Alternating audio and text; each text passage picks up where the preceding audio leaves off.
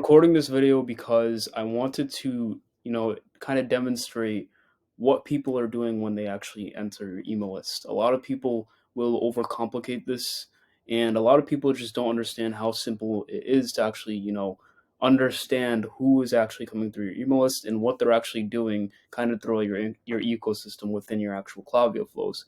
In other videos I basically covered, where people are going within your browser abandonment or site abandonment. This is kind of more of a full scope demonstration of where people are actually going to be, going through like your actual ecosystem.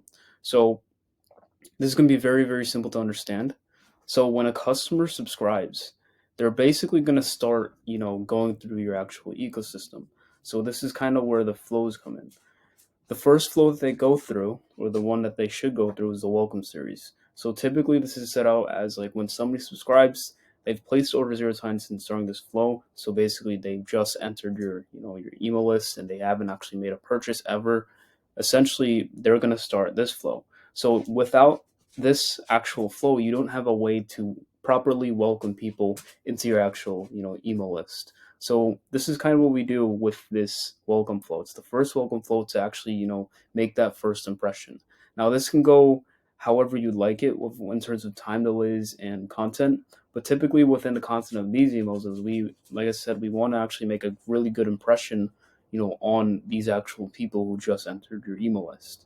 So the next thing that people will do is the first part of the funnel is when somebody is actually active on your site. So when somebody is active on your site and they leave your site, then it's considered a site abandonment. Now this is a flow that a lot of brands don't actually have. When somebody abandons your site, you want to have a way to actually, send them emails that cater to that type of demographic. Typically these people are colder than, people who are abandoning checkout. So essentially what we do in this scenario is we'd actually hit them with a ton of case studies and a ton of testimonials and a ton of social proof to actually go ahead and say, hey, look, this is what we've done for other people. Here's what it can do for you guys. So essentially, when somebody abandons site, we want to hit them with, testimonials, you know, hey, look at our products. Let's show you guys how this person, by using our, supplement, they actually got like, insane gains and stuff like that. It's basically just us just loading tons and tons of social proof within these actual emails and basically, catering to that cold audience. And then obviously these time delays can actually depend on how often you want to hit these people. Now, the browse abandonment is kind of like the site abandonment, but obviously these are for people who, they went deeper down the customer journey, so they're a little warmer. These are for people who have viewed products, but they've abandoned, viewing products. So basically left your site after basically, viewing a product. So this is different from the site abandonment because the site abandonment, these people didn't actually go ahead and view any products. They just got on your site and just left. So these people are actually window shoppers and they're actually looking at, the products that you guys have, like different catalogs. So it's kind of the same concept here where we want to actually, share more case studies, we want to share more testimonials, but we also want to kind of, be a little bit more aggressive with our approach by basically maybe even giving them 10% off or like some type of offer within these actual emails in this flow. And we've actually tested, you know, a non-buyer split with a buyer split for browse amendments. And surprisingly enough, we actually found that some of these people were converting even though they were non-buyers. They never actually purchased before. So it's very important to test these flows out. But this is just me talking about the browse abandonment. The next one is the cart abandonment. Now, this is exactly, very similar, not exactly, but similar to the abandoned checkout.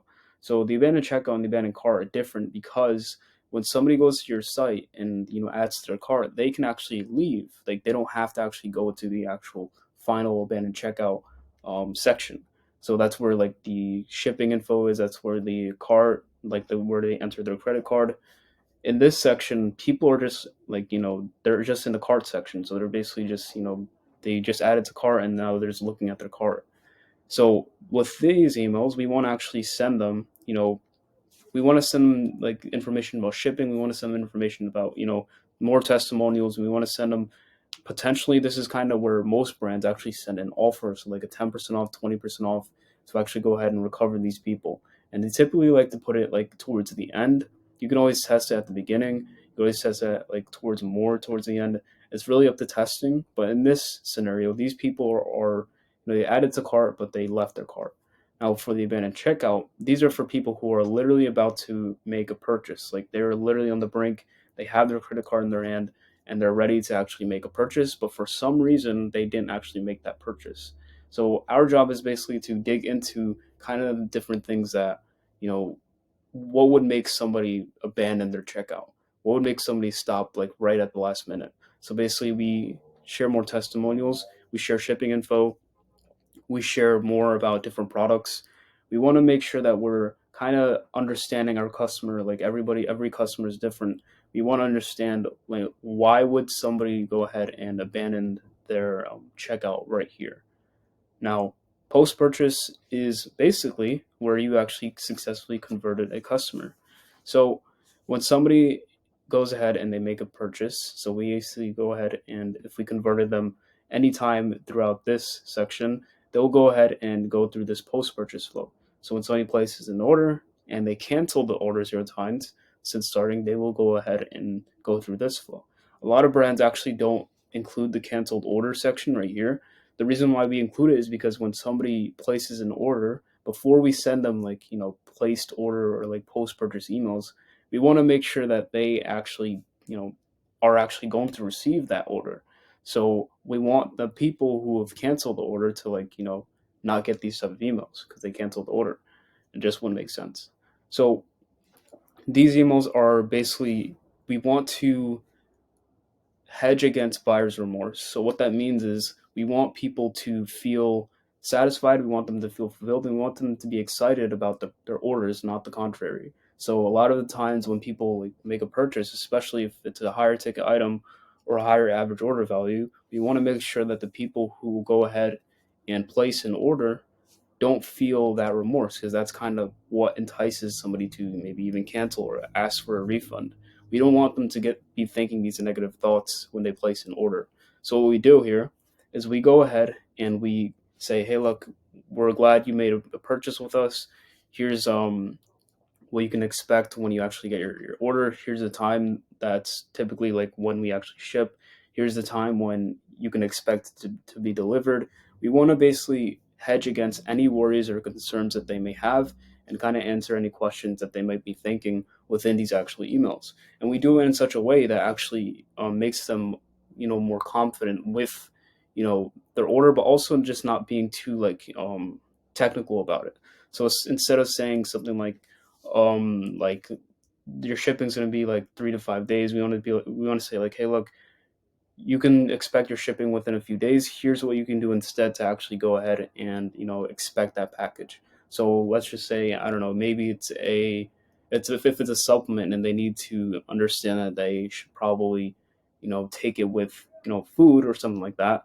We want to make sure that these people are expecting that okay, I'm gonna have to eat food before I actually even try some of these supplements. Or if it's like maybe it's an electronic and they need a specific part for that electronic that you guys don't sell, you guys will go ahead and say, hey, look, you're going to need this X, Y, and Z for this product. So you might as well go ahead and get ready for this product so that when you get it, you can just use it right off the bat. So these are kind of the different things that we talk about within these actual emails. And this is essentially the customer journey of where people are and kind of like where they fall through.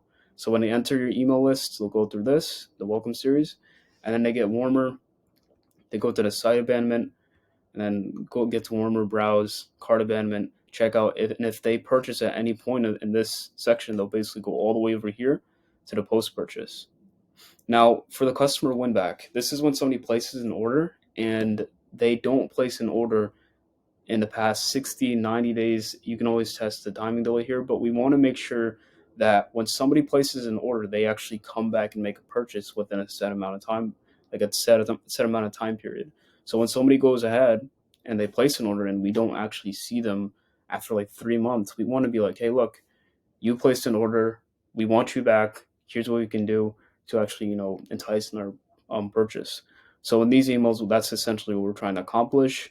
Where we might send them an offer, we might remind them that they made a purchase like 2 months ago, they might be low on supply. That's what we're talking about within these actual emails. Now it's very similar to another one which we're actually testing and it's doing really well. It's called the replenishment reminder. And the replenishment reminder is actually a shorter time frame. So with these customer winbacks, they're typically like 60 days or less or like more.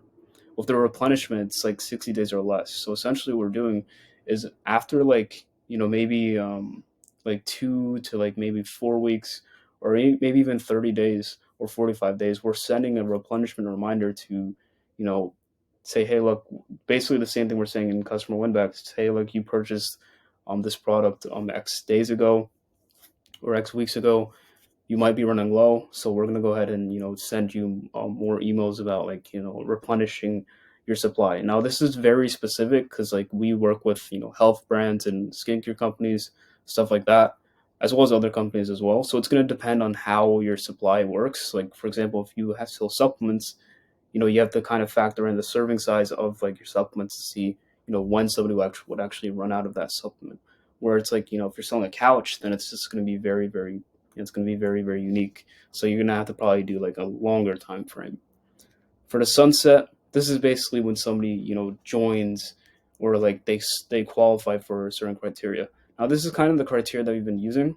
We've played around with it a few times, and we're actually testing another one as well. But this is kind of a general idea, and it's actually a general criteria that's been used within the email marketing space.